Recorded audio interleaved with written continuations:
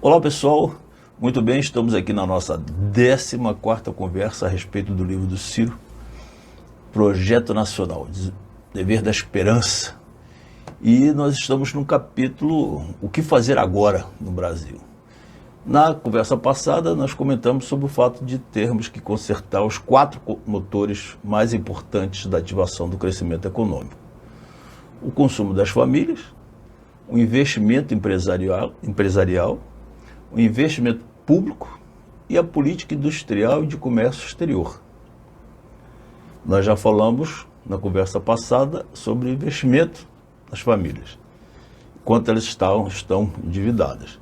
Nesta conversa de hoje, comentaremos sobre o segundo motor, o investimento empresarial, o que o Ciro chama de consolidar o passivo privado, em linguagem de economista. Nós não somos economistas, então a gente vai tentar traduzir isso aí para a gente entender bem direitinho. Então assim, as indústrias no Brasil estão produzindo menos que poderiam, nem 70% de sua capacidade. Ou seja, se determinada indústria tem capacidade para fabricar 1000 parafusos por dia, por exemplo, ela só está fabricando 660. Além disso, estão bastante endividados, mais de R$1 trilhão. E os bancos nem estão aí, porque não querem assumir os riscos de um empréstimo para quem está na iminência de falir. Não vai prestar para quem está falindo. Quando são empresas grandes, aí o Estado vai lá e dá suporte com financiamento barato, pelo BNDES, pelo Banco do Brasil, pela Caixa Econômica. Vocês não viram? Agora em 2018, o caso da Oi. Agora, estava indo à falência. O governo foi lá e assumiu as dívidas, simples. Resolveu o problema deles, né? Isto é o neoliberalismo econômico.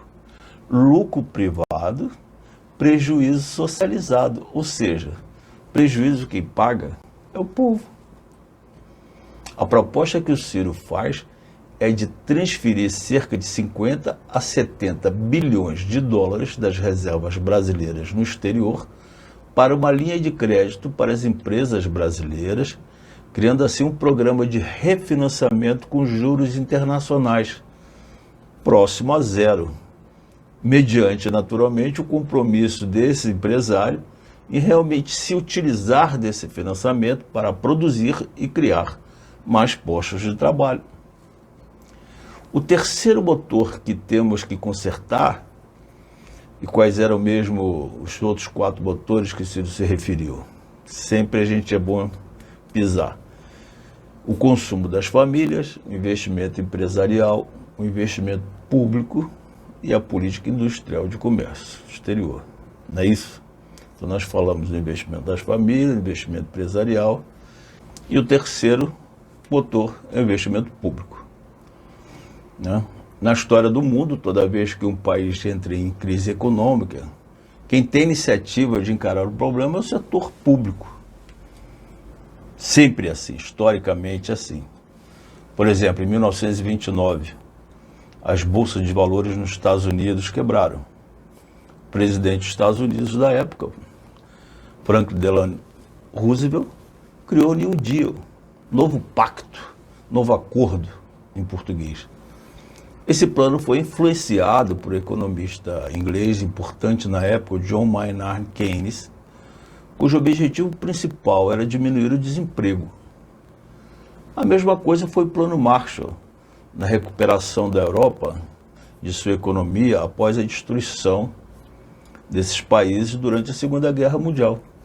Ou ainda o chamado Welfare State, que é o programa de bem-estar social implantado até hoje na Europa e tem por objetivo oferecer benefícios sociais mínimos a toda a população, de modo que tenha educação, saúde e demais serviços públicos com qualidade, naturalmente,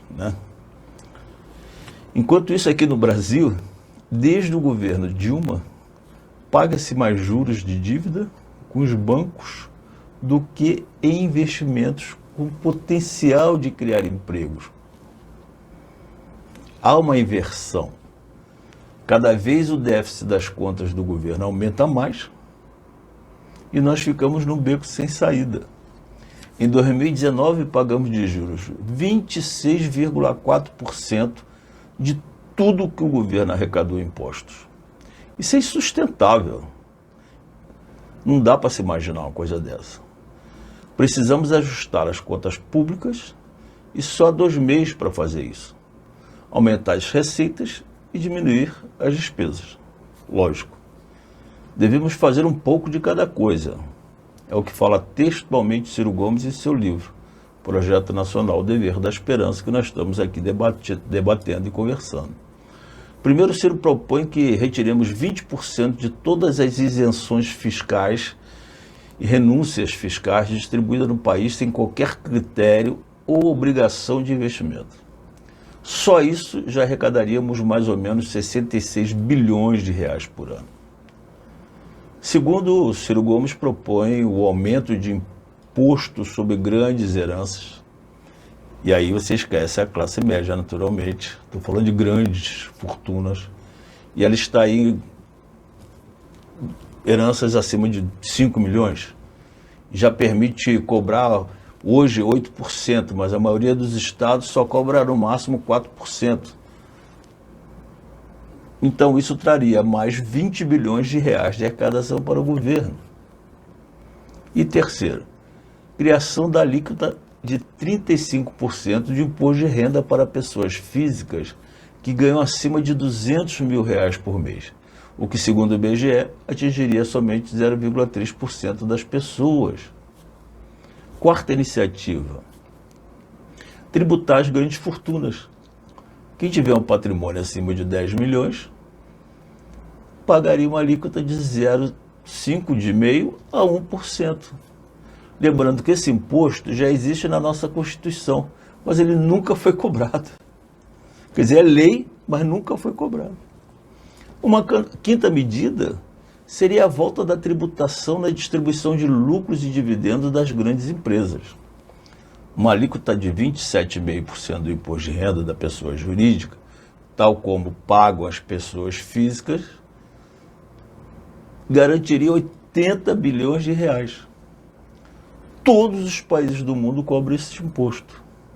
O Brasil, com um rombo tremendo em suas contas e sendo um dos países mais desiguais do mundo, continua sem cobrar esse imposto dos mais ricos. É inexplicável. Existem ainda outras providências para tornar o sistema tributário brasileiro menos injusto e regressivo. Mas apenas com esses exemplos que foram dados acima, teríamos mais de 170 bilhões de reais para zerar o rombo nas nossas contas, iniciar um grande programa de investimento público com a criação de renda e postos de trabalho. Não precisa ser mágico.